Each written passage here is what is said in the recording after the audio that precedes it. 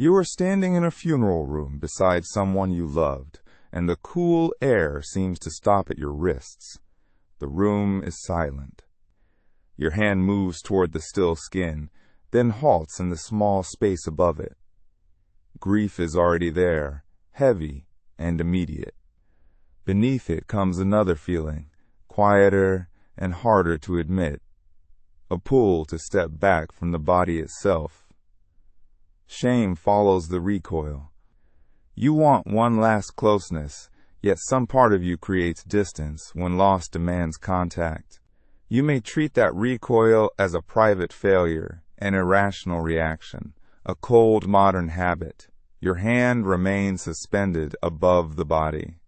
From the funeral room doorway, the living appear held at the edge of a place they entered to say goodbye. The recoil is not a random defect made by the present.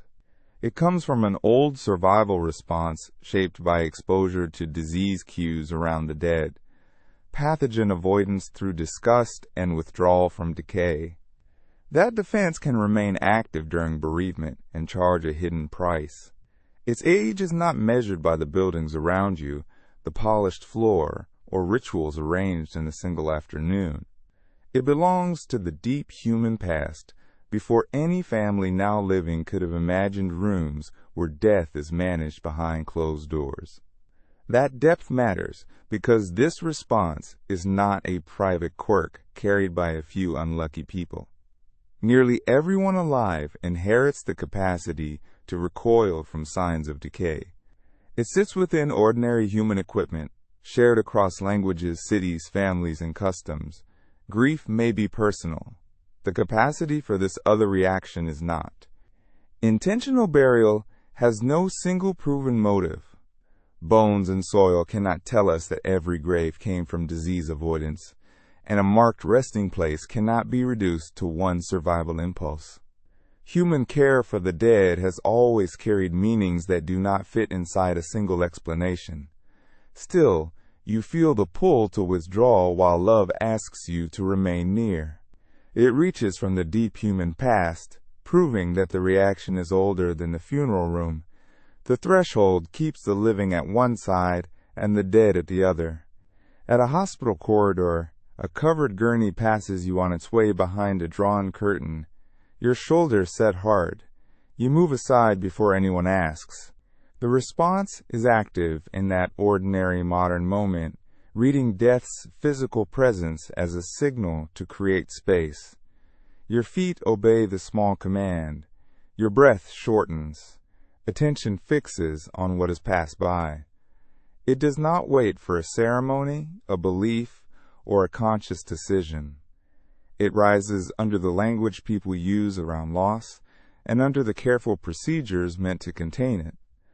The body can keep performing an ancient assignment while the mind is occupied with names, memories, and the practical work of goodbye. A death in the present can gather two demands into one narrow moment. One comes from attachment, custom, and the wish to remain close. The other arrives without invitation, carrying the force of a protective command. Neither needs a spoken warning to be felt. The recoil is not dead history preserved in a museum. It appears in posture, pace, and the sudden need for a little more room. It is a living response, triggered in the present, before the moment has found its meaning. You feel that distance form inside grief, even as you want to cross it. A covered gurney in a hospital corridor shows the response has not gone quiet. Beyond the drawn curtain lies the older world, where death first carried its warning. Beyond the curtain, there is no polished floor and no sealed room. There is a camp under open sky, with food scraps near the fire and sleeping bodies pressed close for warmth.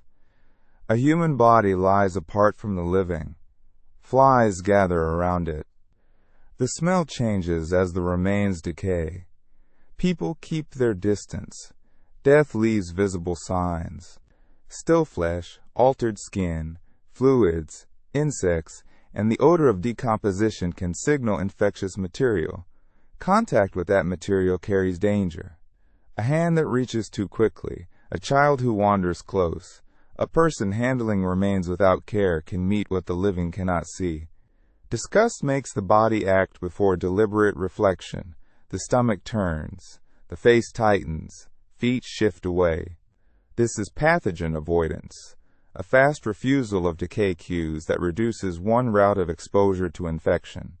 Those who withdrew from contamination signals place less of their skin, food, and breath near material that could make them sick.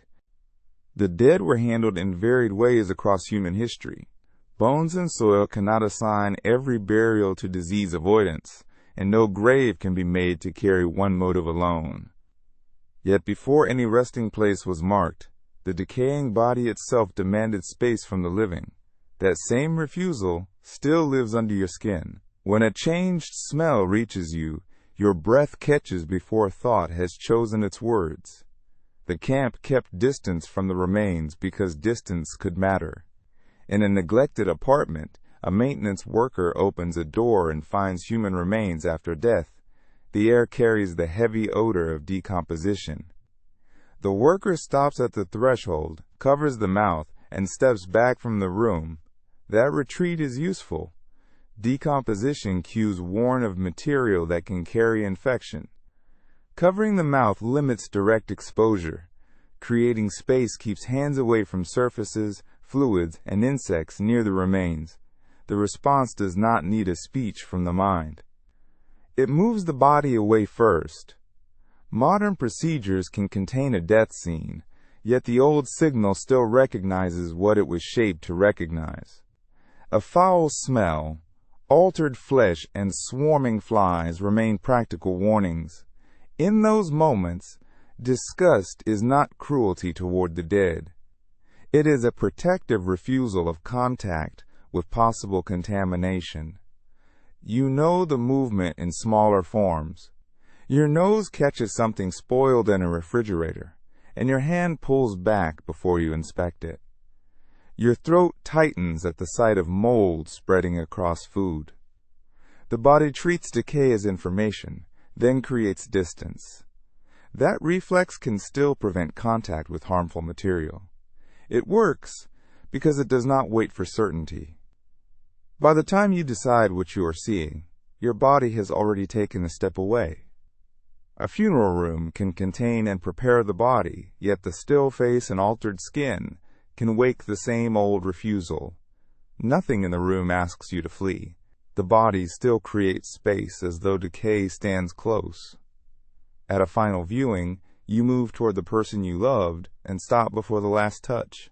Your fingers remain fixed in the air. Love has brought you near, while a fast physical recoil holds the hand back. Later, someone places a photograph beside the casket. You look at the familiar face, then notice the skin has changed. A wave of revulsion rises through the grief, sharp enough to make you turn your eyes away. The feeling clashes with attachment, because attachment is still there. Your body is not weighing the meaning of the goodbye. It is responding to stillness and signs associated with death. A prepared farewell can be safe, while the inherited signal reacts as if contact carries danger.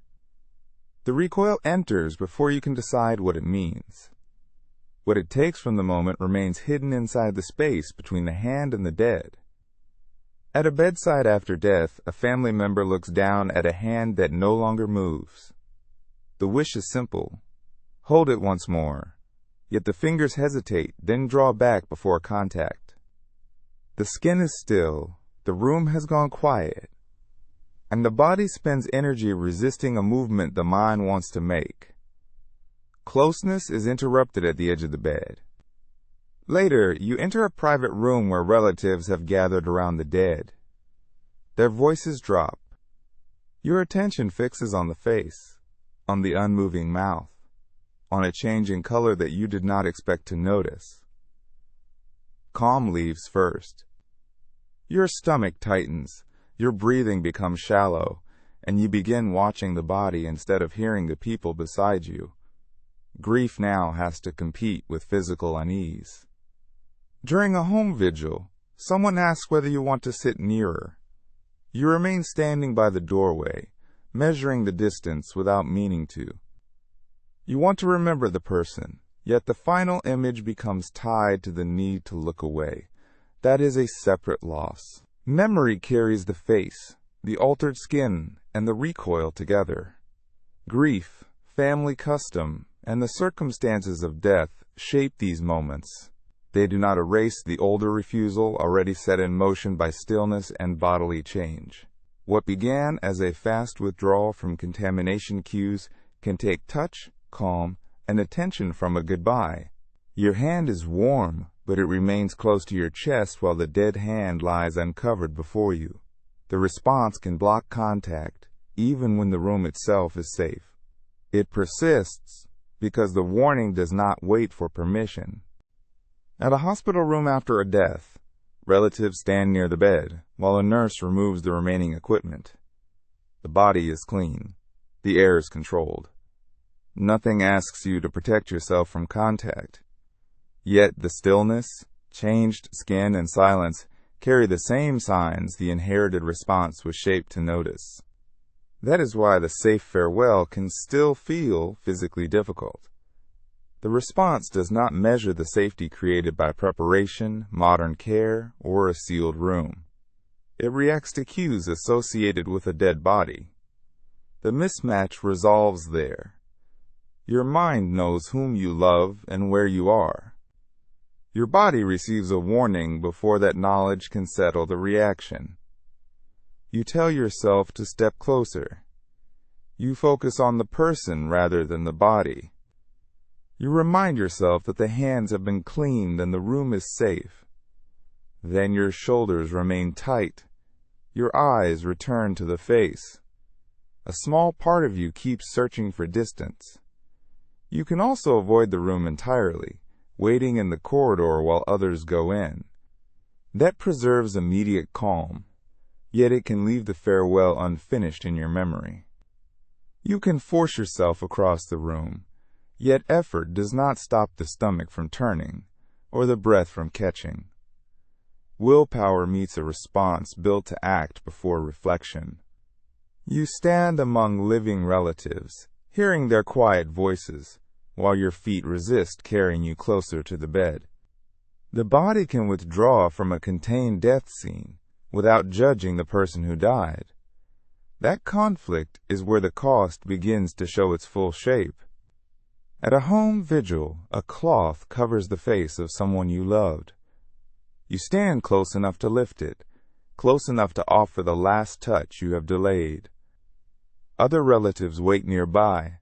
The room holds flowers, folded clothes, low voices, and the still body at its center. Your arm rises, then stops. You try to keep the moment simple. You tell yourself that love should make the distance disappear. Instead, your attention narrows onto the skin beneath the cloth and the fact that there will be no answer when you touch. Your chest holds tight. Your hand hovers. The need to approach and the need to withdraw occupy the same movement. The cost is not grief itself. Grief belongs to attachment, memory, absence, and the life that has ended. The older avoidance response adds something narrower and harsher. It can make touch become hesitation, nearness become physical unease, and the final image become inseparable from revulsion. It interrupts closeness, when closeness is the only thing you came to give. Human communities bury the dead, wash them, watch over them, and mark places where they rest. Those acts keep care present beside the body. They do not prove that burial began from one motive. They show the work required when respect for the dead must exist, alongside a body prepared to recoil from signs of death. At the vigil, you finally place your fingertips against the covered cheek. Your stomach still tightens, and your breath remains shallow even as you refuse to